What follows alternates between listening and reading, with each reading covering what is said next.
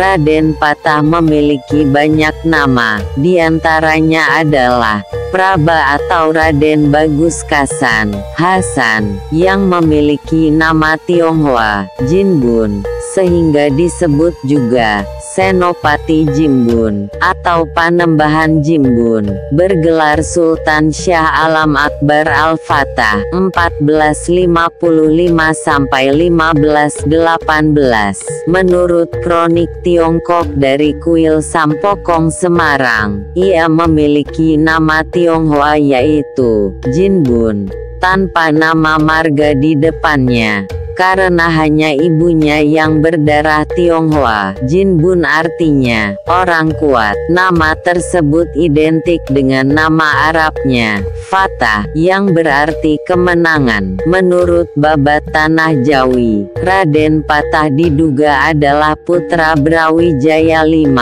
yaitu raja terakhir Majapahit dari seorang selir Tionghoa. Selir Tionghoa ini putri dari Kiai Batong alias Tan Gowat, karena Ratu Dwarawati sang permaisuri yang berasal dari Campa merasa cemburu. Brekertabumi terpaksa memberikan selir Tiongkok kepada adipatinya di Palembang, yaitu Arya Damar. Setelah melahirkan Raden Patah, putri Tionghoa dinikahi Arya Damar alias Wan Liong, melahirkan Raden Kusen alias Kinsan. Menurut Purwaka Caruban Nagari, nama asli selir Tionghoa adalah Siu Banci, putri Tan Gowat dan Siu Teyo dari Gresik. Tan Gowat merupakan seorang saudagar dan juga ulama, bergelar Syekh Bantong alias Kiai Batong. Menurut Suma Oriental karya Tompires, pendiri Demak bernama Patirodin, cucu seorang masyarakat kelas rendah di Gresik. Menurut kronik Tiongkok dari Kuil Sampokong, nama panggilan waktu Raden Patah masih muda adalah Jinbun, putra Kungtabumi alias Brekertabumi alias Brawijaya V, yaitu Raja Majapahit dari selir Tiongkok. Kemudian selir Tionghoa diberikan kepada seorang berdarah setengah Tionghoa, bernama Swan Liong di Palembang. Swan Liong merupakan putra Yang Wisisa alias Hyang Purwawisesa dari seorang selir Tiongkok. Dari perkawinan kedua itu, lahir Kinsan alias Raden Kusen. Kronik Tiongkok ini memberitakan tahun kelahiran Jinbun adalah 1455.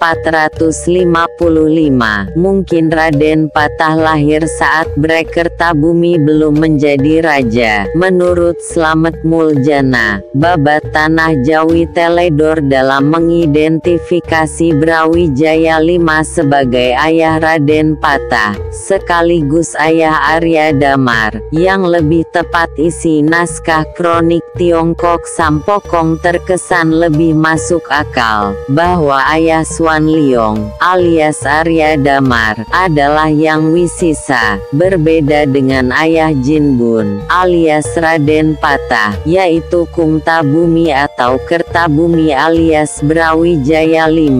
Menurut sejarah Banten, pendiri Demak bernama Cucu Gan Engwan, putra atau bawahan mantan Perdana Menteri Tiongkok Haji Gan Engcu yang pindah ke Jawa Timur. Cucu mengabdi ke Majapahit dan berjasa menumpas pemberontakan Arya Dilah Bupati Palembang. Berita ini cukup aneh, karena dalam babat Tanah Jawi, Arya Dilah adalah nama lain Arya Damar, ayah angkat Raden Patah sendiri. Selanjutnya, atas jasa-jasanya, Cucu menjadi menantu Raja Majapahit, dan dijadikan Bupati Demak, bergelar Arya Sumangsang. Meskipun terdapat berbagai versi, namun diceritakan bahwa pendiri Demak memiliki hubungan dengan Majapahit, Tiongkok,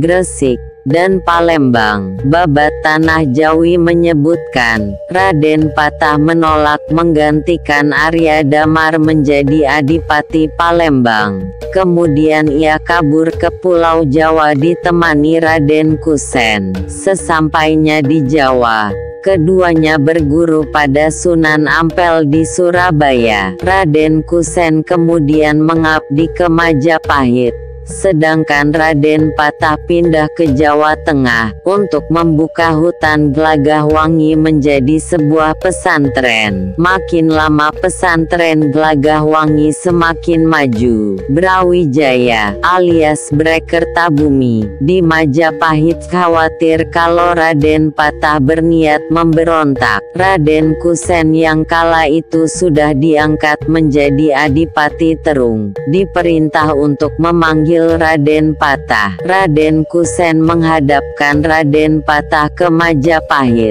Brawijaya diidentifikasi sebagai Brawijaya V merasa terkesan, dan akhirnya mau mengakui Raden Patah sebagai putranya. Raden Patah pun diangkat sebagai bupati, sedangkan Gelagahwangi diganti nama menjadi Demak, dengan ibu kota bernama Bintara. Menurut kronik Tiongkok, Jin Bun pindah dari Surabaya ke Demak tahun 1475.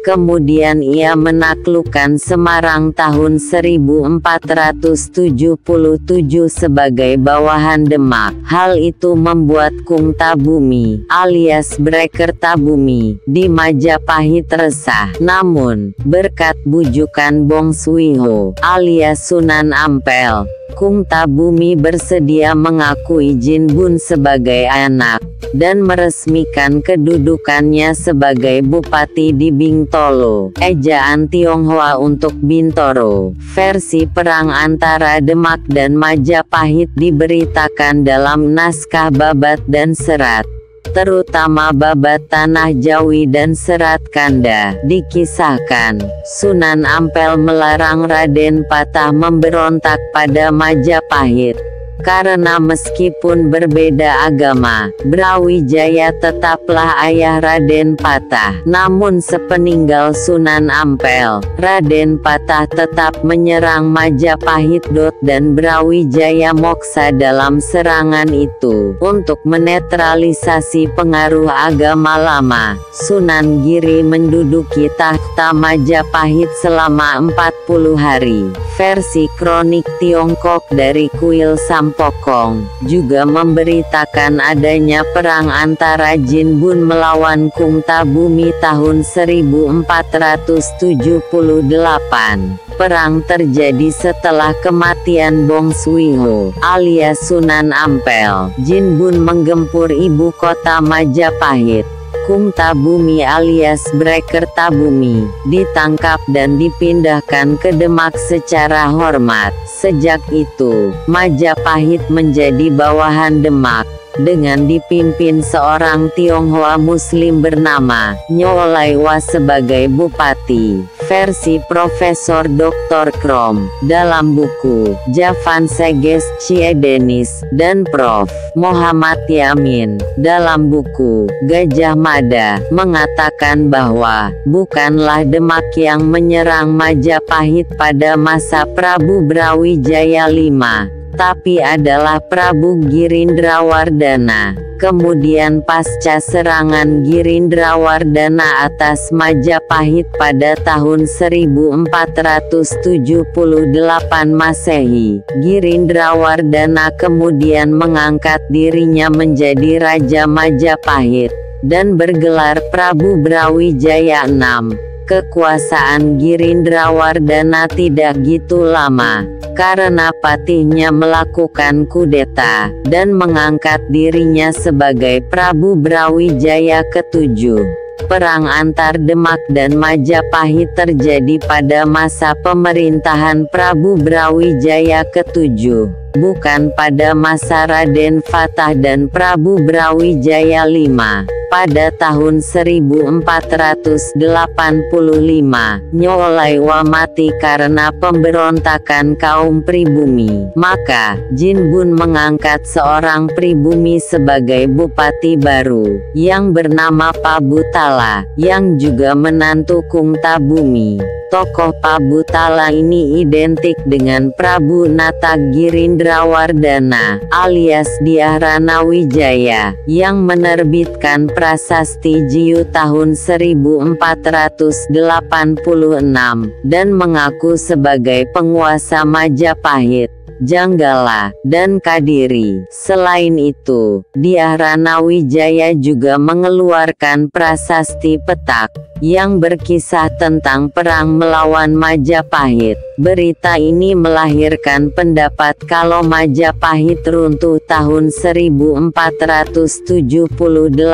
bukan karena serangan Demak, melainkan karena serangan keluarga Girindrawardana. Apakah Raden Patah pernah menyerang Majapahit atau tidak? Dia diceritakan sebagai raja pertama Demak. Menurut Babat Tanah Jawi, ia bergelar Senapati Jimbun Iningrat Ngabdurrahman Panembahan Palembang Saidin Panatagama. Sedangkan menurut Serat Praniti Radia, bergelar Sultan Syah Alam Akbar, dan dalam Hikayat Banjar disebut Sultan Surya Alam. Nama Patah sendiri berasal dari kata Al-Fatah, yang artinya sang pembuka, karena ia memang pembuka kerajaan Islam pertama di Pulau Jawa. Pada tahun 1479, ia meresmikan Masjid Agung Demak sebagai pusat pemerintahan. Ia juga memperkenalkan pemakaian Salokantara sebagai kitab undang-undang kerajaan kepada umat beragama lain.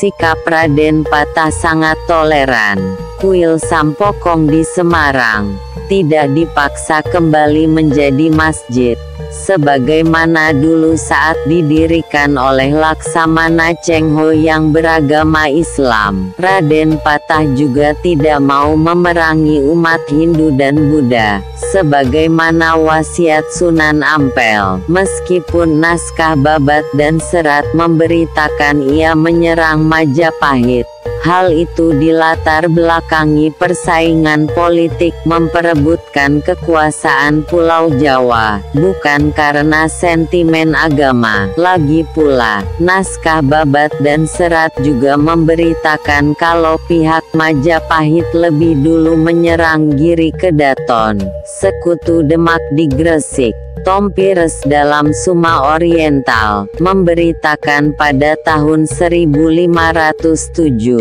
Paterodin alias Raden Patah meresmikan Masjid Agung Demak yang baru diperbaiki. Lalu pada tahun 1512, menantunya yang bernama Pateunus, selaku Bupati Jepara menyerang Portugis di Malaka. Tokoh Pateunus ini identik dengan Yatsun dalam kronik Tiongkok yang diberitakan menyerang bangsa asing di Moaloksa tahun 1512. Perbedaannya ialah, Pateunus adalah menantu Paterodin, sedangkan Yatsun adalah putra Jinbun. Kedua berita, baik dari sumber Portugis ataupun sumber Tiongkok, sama-sama menyebutkan armada Demak hancur dalam pertempuran ini. Menurut kronik Tiongkok, Jinbun alias Raden Patah meninggal dunia tahun 1518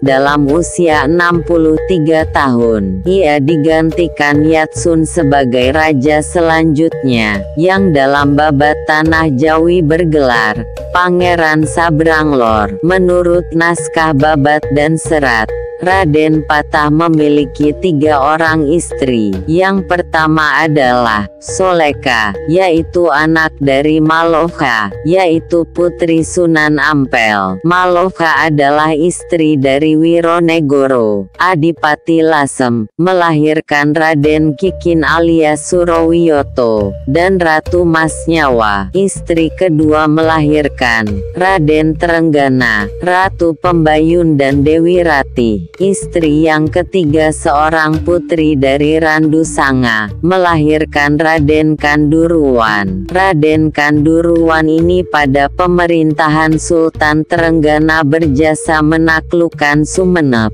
Ketika Pangeran Sabranglor meninggal tahun 1521, putra mahkota Pangeran Surowiyoto dan Raden Trenggana bersaing memperebutkan tahta. Surowiyoto alias Raden Kikin akhirnya mati, dibunuh putra sulung Raden Trenggana, yang bernama Raden Mukmin alias Sunan Prawata, di tepi Sungai Lasem. Oleh karena itu, Raden Kikin pun dijuluki Pangeran Sekar Sedaing Lepen, artinya bunga yang gugur di sungai. Kronik Tiongkok hanya menyebutkan 2 orang putra Jin Bun saja, yaitu Yatsun dan Tungkalo, yang masing-masing identik dengan Pangeran Sabranglor dan Sultan Trenggana. Dalam Suma Oriental, Tom Pires menulis bahwa Paterodin memiliki putra yang juga bernama Paterodim, dan menantu bernama Pateunus. Berita versi Portugis ini menyebut, Paterodin Junior lebih tua usianya daripada Pateunus. Dengan kata lain, Sultan Trenggana disebut sebagai kakak ipar Pangeran Sabranglor.